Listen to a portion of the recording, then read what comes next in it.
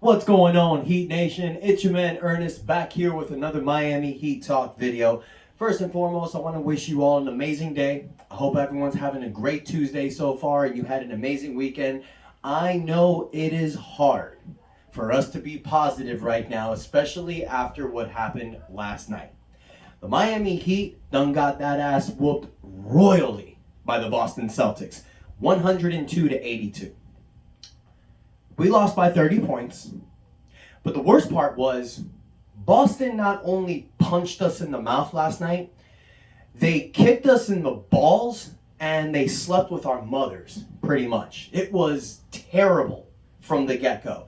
Miami Heat did not score a single field goal in the first 8.5 minutes of the game. We started the game over 14, 1 for 16 after Victor Oladipo hit the beginning three. So we only had 4 points in the first 10 minutes of the game.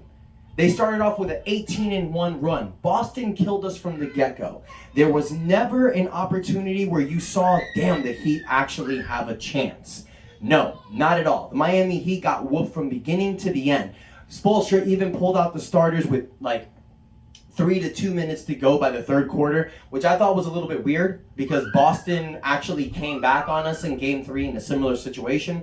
But I guess Spoelstra just saw that it wasn't going to happen. Now, last night, the only person that I feel had a great game was Victor Oladipo. Man had 23 points off the bench in 30 minutes, but not just him. A lot of relief players were doing really good. Duncan Robinson had 14 off the bench. Caleb Martin had 12 off the bench. They both played about 25 productive minutes. That's because the starting lineup sucked, pretty much. The starting lineup collectively gave you 7 for 23 shooting, which was trash. Jimmy had 6 points. Bam had 9 points. Kyle Lowry had 3. PJ Tucker and Max Strus didn't even score. So it was a really off night for the Miami Heat starting lineup. Is this cause for concern? No.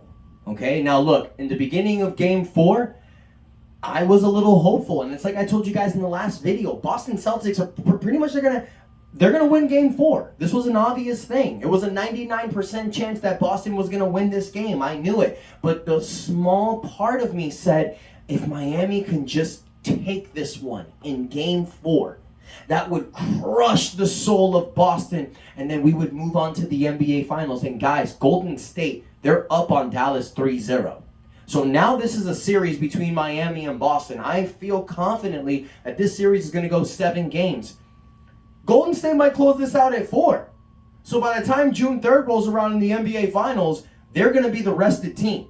So this is a series. We're going to do everything we can to win.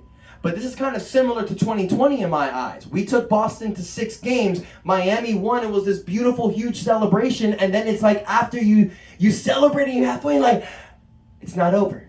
We had the Lakers waiting for us in the finals.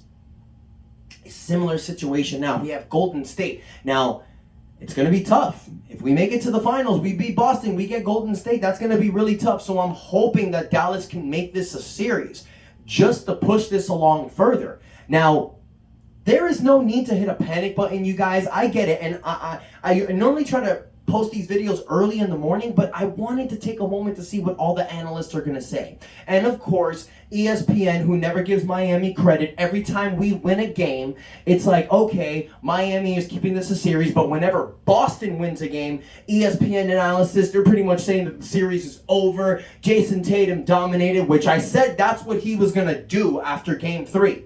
Boston Celtics are 5-0 in the playoffs after they lose a game. This is not a team that's going to lay down lightly and allow themselves to lose. They're one of the hardest working teams in the NBA, one of the best defensive teams in the NBA, and last night you saw it. They didn't have Marcus Smart. We didn't have Tyler Hero. When I saw that Hero was out, I'm like, damn, that's bad. When I saw Smart was out, I'm like, okay. They didn't have Smart for Game 1. Tyler Hero hasn't really done great this series, but without Smart, it might give us a better opportunity, No. No, Boston defense shut us down from the beginning. So this is a great defensive team, you guys. And it's like I said from the beginning, this is not going to be an easy series. This is probably going to be the hardest series that we have, and it's proven to be the hardest series that we have. in the series. Even though we were tied with Philly 2-2 the first 4 games, you kind of felt it. You felt that Miami was going to carry that momentum. This series, it's 50-50. It's anyone's game. Now, thank God that the series is tied 2-2 and the Miami Heat have the home court advantage. This is exactly what I was talking about during the series. This is exactly what I was talking about during the season, and this is exactly what I've been talking about and praising all year long. The importance of having the first seed was very important, very crucial for Miami all season long, and we're seeing it now. Series is tied 2-2. This ain't going to Boston. This coming back home to the 305. So now it's tied 2-2. Miami still have that home court advantage. That's why winning Game 3 was so pivotal. Game 5 is going to be in our floor. Game 6 will be in their floor. And if there is a Game 7, it is coming back to Miami. Now Miami need to do their job. They need to protect home court advantage. Last time we were here in Miami, Boston punched us in the mouth. It's time for them to. It's time for us to shove our foot up Boston's ass in Game 5. We need to close them out. We need to dominate them, destroy them. I don't care if we win by 1 or 20. We need to win this game. We lose Game 5. Going back to Boston for Game 6, it is going to be tough. Not impossible, tough. All right? So what's got to happen? And what are some things I'm actually concerned about? Well, first and foremost, Jimmy Butler. He did not look like himself last night. At all. He had the knee inflammation that kept him out the second half in Game 4, but we saw Jimmy was not even the same player in Game 4. Last night he sucked. 6 points. He played 27 minutes.